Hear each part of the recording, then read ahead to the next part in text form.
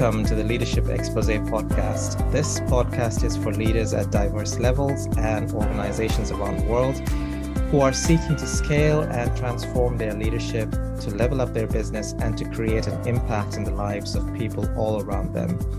Business topics, trends, innovation, and the intersection with leadership is the focus. We enable success. I'm your host, Stephen Paul. In this episode, we meet an exciting leader who has had a diverse and enterprising background. She spent 20 years in social media, where in the early years of .com boom, she built and managed on-site message boards for websites to build communities. Like several social media professionals, she saw the rise of user-generated content in the Web 2.0 era and is now leading through the next gen. She's also a leader in crypto and blockchain industry and a popular investor in eToro trading platform. She's a part of eToro Women Investor Campaign, where she helps motivate and encourage other women to invest. We're joined by Peta Cooper. She's a senior content leader at Cointelegraph and in addition has several other roles. Today, we will learn about content management in the crypto, blockchain, but also learn about the ins and outs of eToro for those of you who are looking for strategies in building a passive income. Welcome, Peta. How are you doing today? I'm doing well, thank you. It's lovely to be with you, Stephen. Wonderful. Peta, where are you based? Tell us a little bit more about that. I am currently based in the UK. I'm in the Midlands. My father was British, so I got my dual citizenship through him.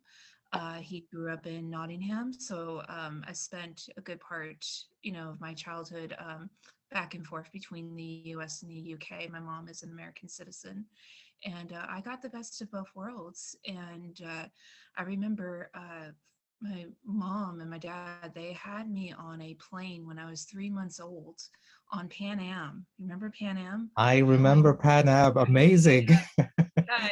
It was like such a throwback. So I recently saw some old pictures of myself with the old school Pan Am headphones. It was just classic.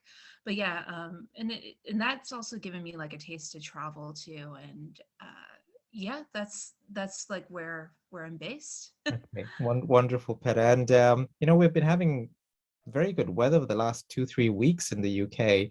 I live in the West Sussex area between London and Brighton. How's the weather there? Is it sunny, gloomy?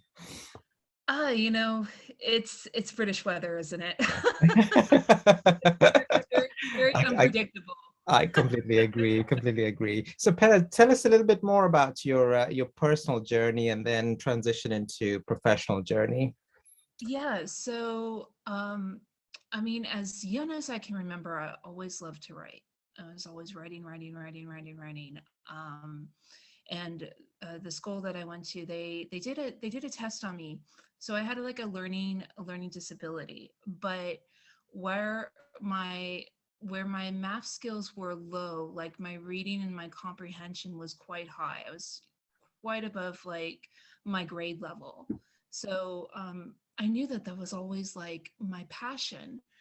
And I was exploring different things that I wanted to get into at the start of my career. I was very fortunate to start working when I was quite young. I worked for the Exploratorium here in San Francisco, which was a science museum, and that really opened my curiosity to really explore different things. And then throughout the beginning of my career, I went did a little bit of admin work, but my real passion was when I got my first journalism role. And that journalism role also got me a chance to, be a part of what the internet was all about. So it was new media, leaving traditional marketing a type of aspect. And this was my beginning of being a community manager for this entertainment website that I was writing for. And that was the start of my social media career. So this was back in, I'd say between 2001 and 2002. And Peta, just tell us, let's just go back in time a little bit. How was social media at that time? So social media at that time, a lot of it stood on websites on its own, was a standalone thing. So you can think of it as Reddit, for example. There were a lot of message boards, a lot of community groups, and this is how people connect. So take the entertainment website that I was working on, for example. So we had, like, our articles, we had our interviews, and then people would just stay on this message board and just chat irrelevant stuff or engage in different topics, engage in debates. The message boards had their own dramas as well, and people often operated under an assumed identity. Yeah, Some people used real names, some people didn't. yeah, So you got a lot of interesting characters. yeah, yeah. It was quite interesting to watch. Yeah, no, I can remember that. I experienced that in the late 90s as well, these Yeah. message boards. And we have transformed quite a Yeah, lot since then. we definitely have evolved, but I will admit, Stephen, I do have a soft spot for Reddit because I think it brings back that nostalgic feel Yeah, that you're not necessarily judged, by your looks, like on Instagram. If you're posting selfies, you're actually being judged by the way you articulate yourself, and that's very important to me when it comes to doing communications for different brands, is articulating the message in a very simple, transparent manner, yeah, along with finding the unique tone of voice of the brand. yeah. So it doesn't sound like it's a cookie cutter talking to you. It's authentic. It's genuine. Yeah, and Pera, this is one aspect of what you do from a social media Mhm. perspective, which is around content management. Is that right? That's correct. And you've got other diverse interests and roles as well. Tell us a little bit more about eToro. Oh, so I got into eToro about 4 years ago. I was working for Multiplay, which was owned by Game in the UK. So Multiplay puts on the largest gaming festivals in in the UK. Well, now it's forget the name, but it's still run by Craig Fletcher, who Mhm. was the founder of Multiplay.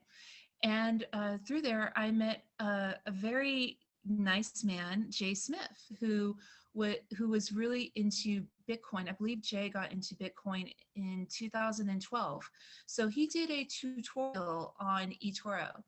Now, I have done some minor investing in the past with Merrill Lynch. I have a couple of shares and, things that I like, but I've never been like so proactive.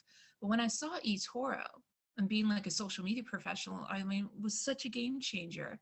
The way that Jay was explaining things and what you can invest in. And like a lot of newbies who were interested in investing in crypto, I think at the time, Bitcoin was around, I think around 5K. And Mhm. I actually thought that I would have to actually put in 5K in order to start investing in Bitcoin, when actually you can just, invest in a fraction of the cost. I think the lowest the the lowest that you could put Yeah, behind Bitcoin was about uh $50. right. So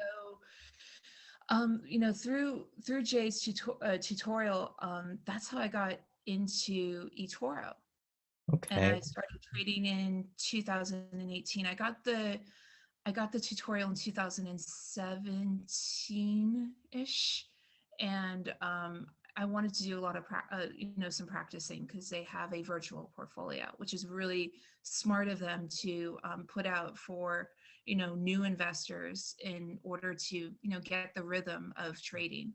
Yeah. And if we just take a step back here, so what is the actual benefit of eToro to somebody like me, for example, or anybody who wants to get involved in that? Well, if you like investing, eToro is not just exclusively for crypto. It's open to all major markets around the world. You get to see what other people are trading. So you can either have your portfolio private, or you can have it open to the public. So people can see like what you trade, what you're into, and then the structure, it's kind of like a Facebook, like, timeline, where you can do, like, micro blogging. You can tag the stuff that you're trading in. You can also follow people who may be experts in the particular trades and investments that you're interested in.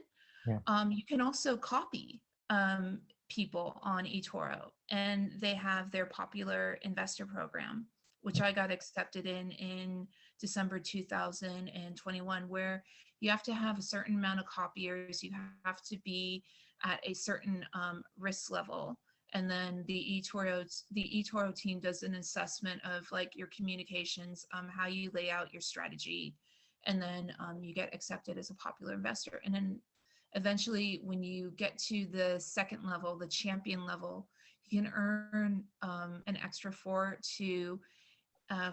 to $800 a month on commission, and then it just keeps on, building up. The ones that are on the top tier, they can earn roughly around $1 million in commission a year, which is absolutely crazy. Amazing, amazing. And Peta, you're promoting or part of the Women Investor campaign. What does that mean, and what does that mean for women, for example? Well, the reason why, I'm passionate about women getting into investing, because I want women to have, financial freedom. I want women to, find their voice in the investment world, whether it's in crypto or any other, subject matter. One thing that I tell my copiers and my followers is, invest in things that you like. Invest in businesses that you like. Don't just get into investments just to chase the money. Because for me, so I'm involved in so many different things that, time is so essential. I can think of any sort of any time wasting factor of investing in something that I was not passionate about, because I just, I would find the research to be, very, very, daunting. But I really want to get women comfortable in crypto, in the Web3 space, Yeah. uh, just for them to feel like more empowered, and just, to find their own voice. Yeah, yeah, no, wonderful. So interesting transitions, interesting backgrounds. Um, let's just go back into the journalism and the content management. So, is there any intersection between, that journalism, content management, and eToro? And I'm trying to focus a little bit more on the content management side of things as Sure, well. Yeah. sure. Yeah, I think because of my love for writing, my love for blogging, I'm normally writing on eToro a couple of times a week on, my different, strategy, and the way that I present myself, the way that I articulate myself. Because you have to be engaged. When I get like a new follower on eToro, similar to how I could be running like a social media campaign. One thing that people like is, people like to be acknowledged. People like to be heard, or people like to be seen. And I every time I get a new follower, I always drop them like a quick message. I tag them in a message, welcoming them, Yeah. uh, and asking them if they have like any questions. They can get back to me. So it's all about being that transparency and that fluid communication. So I think that's what connects journalism, content management, and my time on eToro. Yeah. And how are you finding the trends on the adoption of crypto, or even eToro, or the likes of it, in the last, let's say, last 5 years? Well, Well, Stephen, if you were to tell me in 2018 that Coinbase would be listed, I would have laughed in your face. Mm. Because I wouldn't have seen that to be very, possible, because the adoption rate is quite slow. But when I'm explaining adoption to an audience or an interview, I try to implement real world, scenarios. One of my favorite ones is like for people who like to play Candy Crush, and the coins that you can get in Candy Crush. Now, imagine if you could use those coins like in the real world. Now, it's virtual, it's digital, but it still has a monetary value. Yeah. Similar with like NFTs, you can align those NFTs to trading cards, but there's so much more than your typical, English Premier League, football card.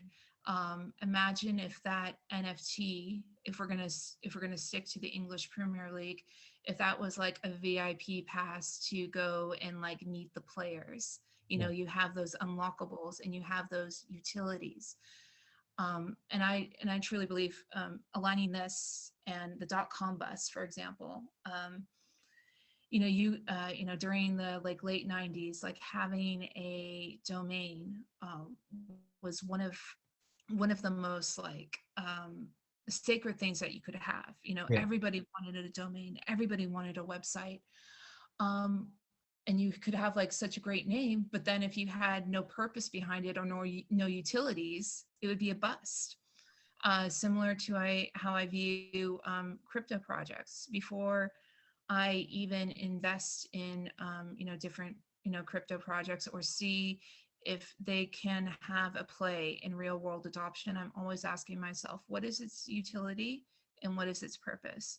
Yeah. And it can't have one or the other. It has to have both. And if it doesn't have both, to me, I typically tend to pass on it because, similar to the .com, no utility, no purpose, it's going to be a bust.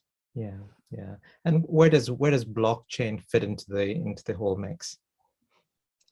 Well, blockchain, in the simplest terms, this is a ledger, right? This is Yeah. where we transfer, different, cryptocurrencies. I think with, some blockchains can be a little bit more daunting than others, and it all comes down to the gas fees. Yeah. Um, some of my favorite blockchains is Binance Smart Chain Yeah. and AVAX Yeah. because of the low gas fees. But sometimes we're kind of pushed into the Ethereum realm, right? Yeah. And we may want to like purchase like an NFT like on OpenSea, or maybe make like or maybe uh, get like tokens or something off the Ethereum network.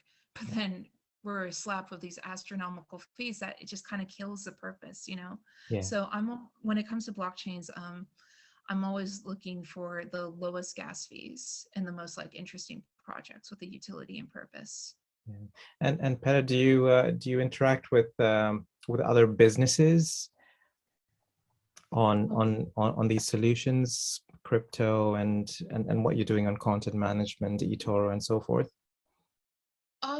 Well, in terms of what I'm doing for Cointelegraph, I work in Cointelegraph at CT Studio, and we have clients in the blockchain, crypto, NFT, DeFi, metaverse, and Web3 space. So I'm constant.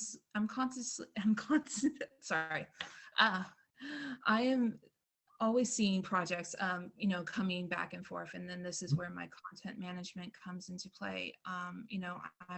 I'm responsible for looking after copywriters, editing their copy, finding that tone of voice for the clients, uh, participating in doing content management for their websites as well. Yeah. Because there's some projects out there, Stephen, that have very have an excellent use and excellent case studies, but they just suck at communications, and that's why they come to us, because Yeah. we are the experts and the leaders. We're the Cointelegraph is one of the is the largest news organization in the crypto and blockchain space. Yeah, no, wonderful. So if I'm a business leader looking to leverage, the solution, how would a conversation with you and I sound like? Well, we would have to look at your roadmap. We would have to look at your objectives. We would have to look at like what your narrative is. Your story is, very important. And we just build it up and we take it from there. Yeah. Okay. No, wonderful. So let's talk about leadership. I mean, you've got great experience, Peta. Coming from the 90s to the 2000s, and you've worked for different organizations. Can you share a story or an experience that comes to mind, as a time as a senior leader or a leader that resulted in a highly positive outcome? Yeah. One of my personal projects, I'm doing a queer anthropology photography project focusing on the South Asian LGBT community.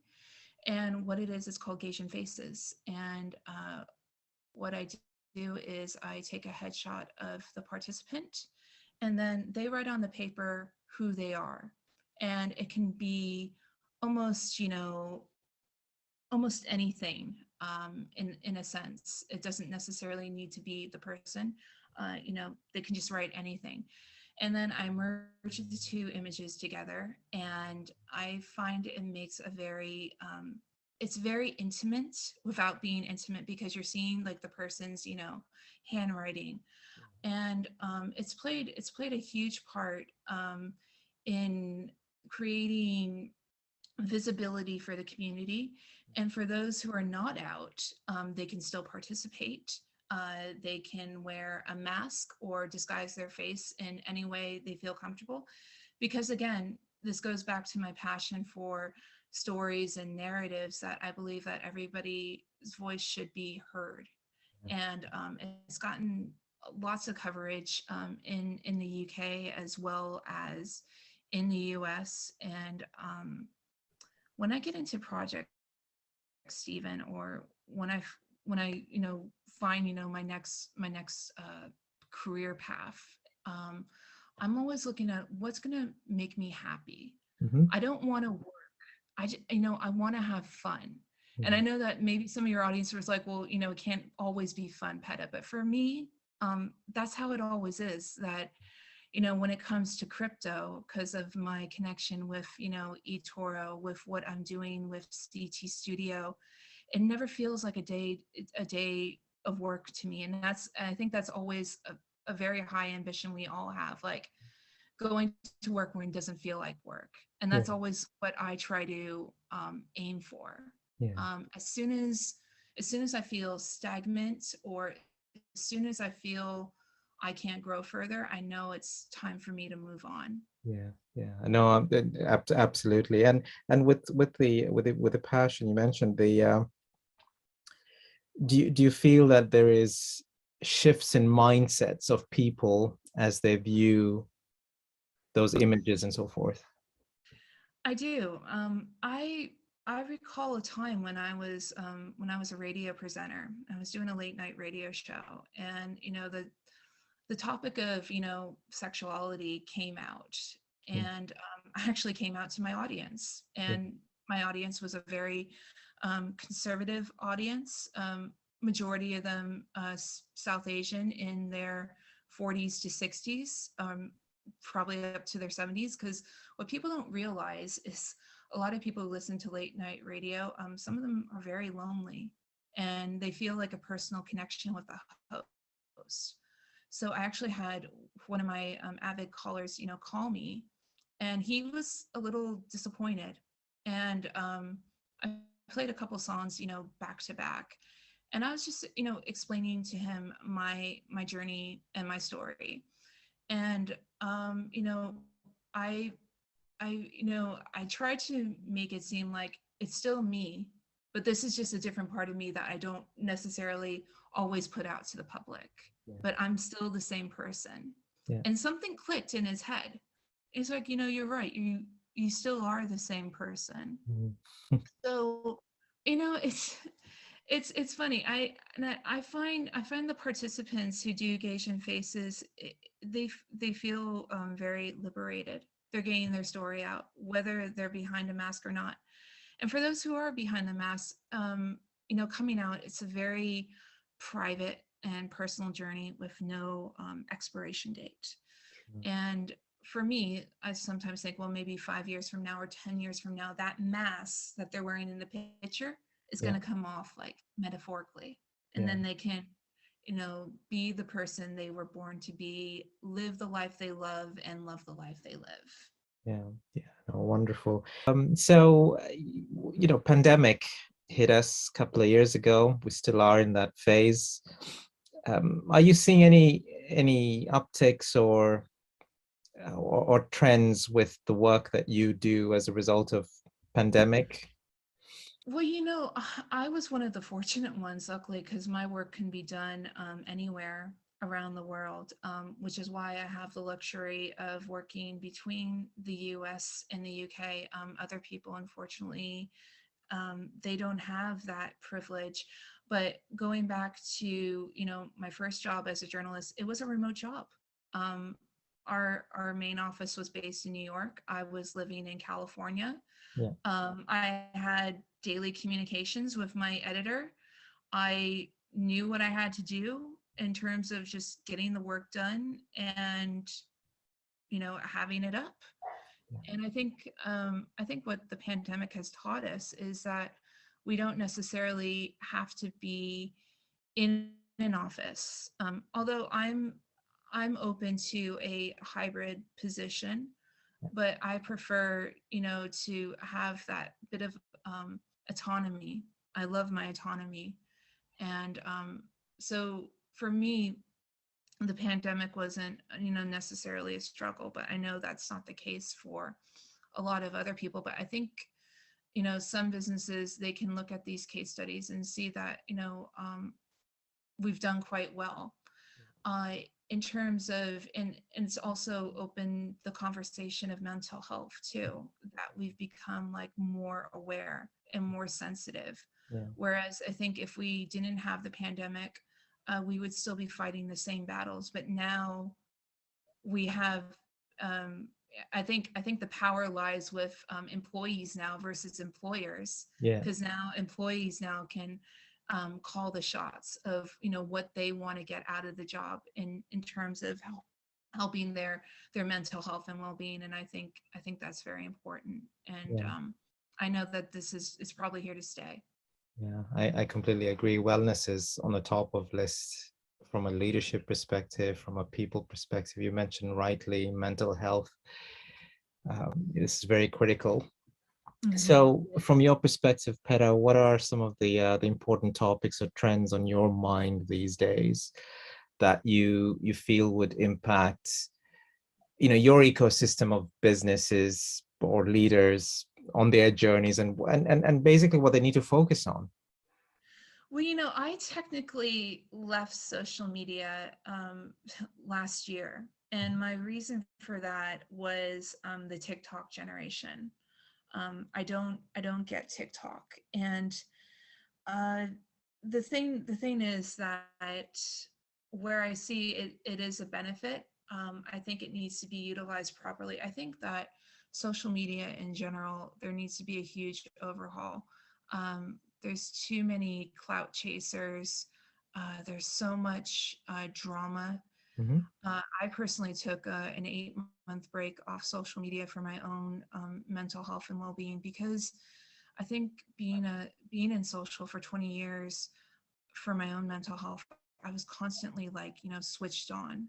Yeah. So I think what businesses and other social media professionals, the next generation that are carrying the torch, is how can we make it more inclusive? Like, are things go viral for the wrong reason. We should have things going viral for the right reason, and we need to be authentic as well. like, don't do a good deed just to put it on social media. Yeah. I mean, for me, I personally find that very tacky. Hmm. I think, you get the greater rewards doing things behind the scenes, You can still highlight some good stuff that you do as a person, but to me, it just seems so tacky and fake these days, and I'm just really glad that I'm not in the depths of it anymore, Yeah. um, because of the way it has kind of, I think, backtracked. Yeah. You're very brave, Peta, and well done for making a very courageous decision. It's not easy for many people when when there's lots of influence externally and social media is really in your face. Yeah, And definitely. and to make that decision, well done you. Thank you. So Well, tell us, yeah, go on. honestly, like, I think it was the best thing that I can do, and I highly suggest, like, anyone who's in social media who's thinking of a career change, like, at least, like, take 6 months off of your own personal social media, learn how to interact again without it. Yeah, it's kind of a And reinvention, right? yes, yeah, you're just like reinventing yourself, and then this helps you set your own, like, personal boundaries, Mm, and that's very important, I believe, too. yeah, yeah, no, completely aligned. So Peta, tell us a little bit more about you and what does a day in the life of Peta look like? It's so funny, Stephen, because I was actually over the weekend. Last week I had a bit of a burnout because I went to too many crypto events. Normally, I only limit myself to one a week. I'm also a part of a meetup group where I'm considered as a co-organizer. But really, what I do at the events is I'm more of a greeter. So I'm responsible for buying, like, the name tags and the markers. And I just really love, like, engaging with people, and it benefits me too, because then I get to meet other thought leaders in the industry. But a day in life of PETA, let's say I normally wake up at 5 a.m. I'm quite a spiritual person, but not in any sort of, not in an organized religion type of sense, but I do meditation. I know some people are going to think blah blah blah blah blah, meditation, but for me personally, because of everything that I'm involved in, it really helps me, like, clear my mind, set my tone. And then I have this little competition with myself where I'm trying to plank for 3 minutes, Yeah, and so far I'm only up to 2 minutes and 15 seconds. So that's always that gets my motor going, that little, that little challenge that, you give yourself. yeah, And then, yeah, I log on to work, I check my Slack messages, I check my emails, I get down and dirty with the different projects and different responsibilities that I have, and just, crack on with my day. And no day is ever the same, really, Stephen. yeah, And I think a lot of people in the content space and in the social space will tell you the same thing. There's never a same day. There's always a new problem, a new challenge, and a new accomplishment. So yeah.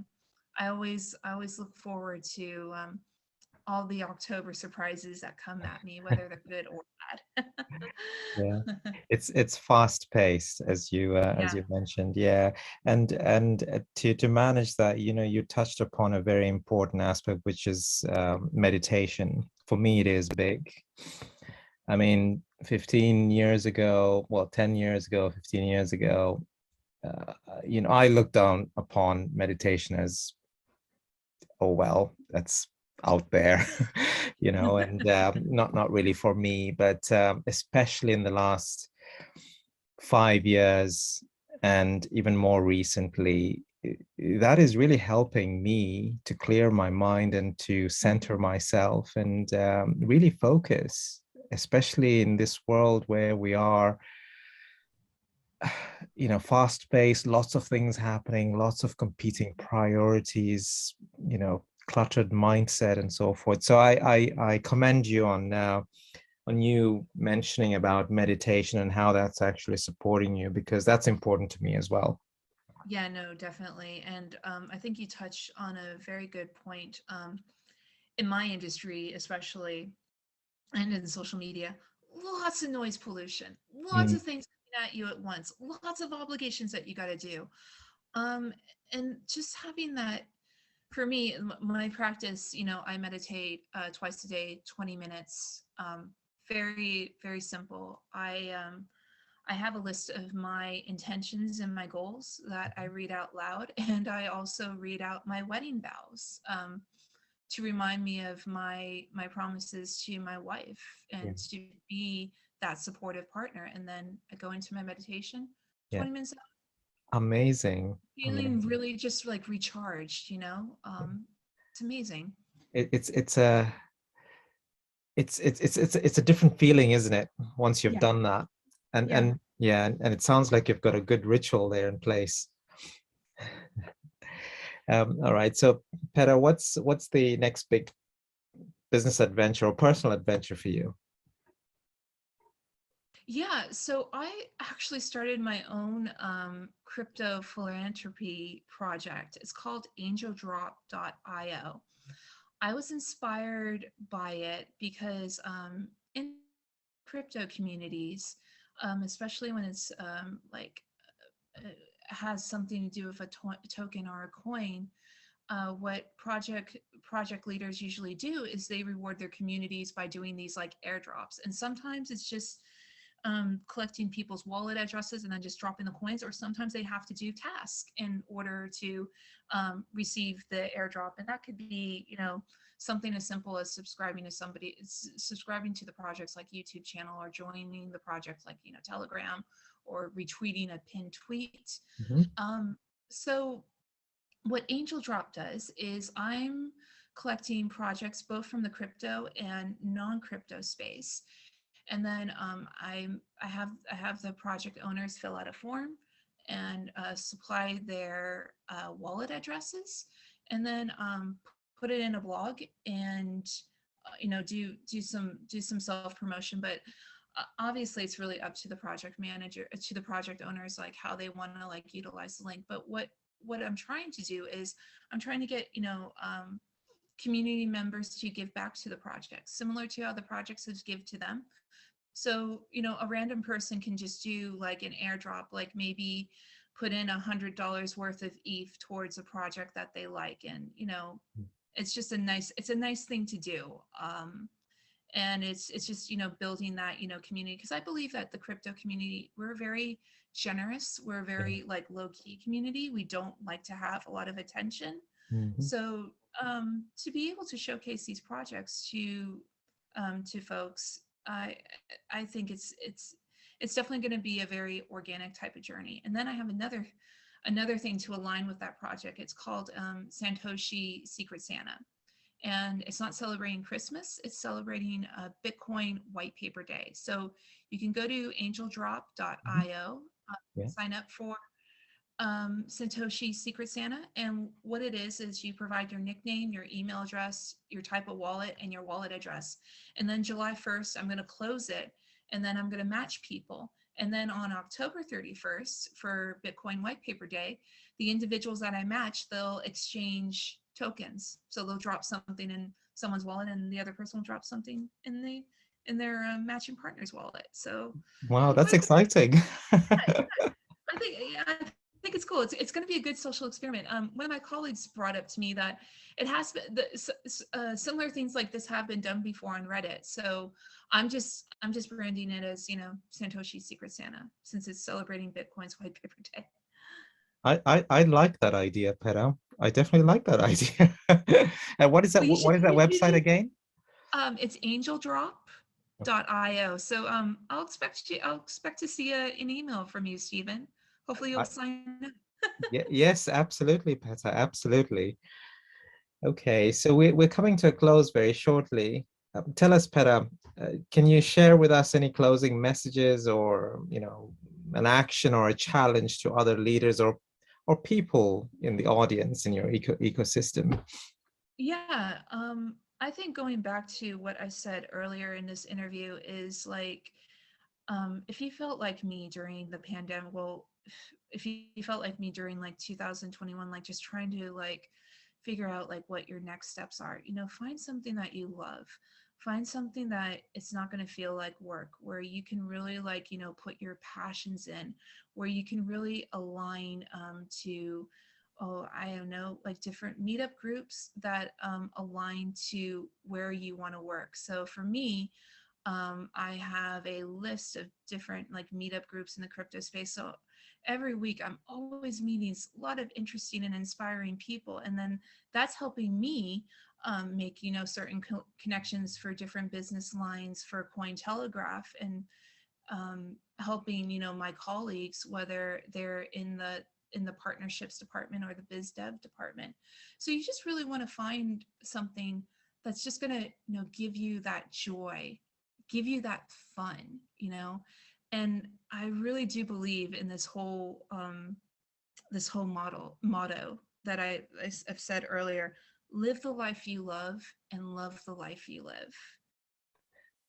Words of wisdom from Peta, and very good practical examples as well.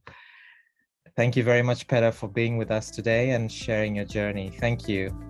I appreciate the time, Stephen. It's been very lovely to talk to you and your audience. Thank you so much. Okay, folks, thank you very much for listening in, and stay tuned for our next episode on boardroom dynamics and making the board more effective in this modern world. Thank you very much and have a wonderful day.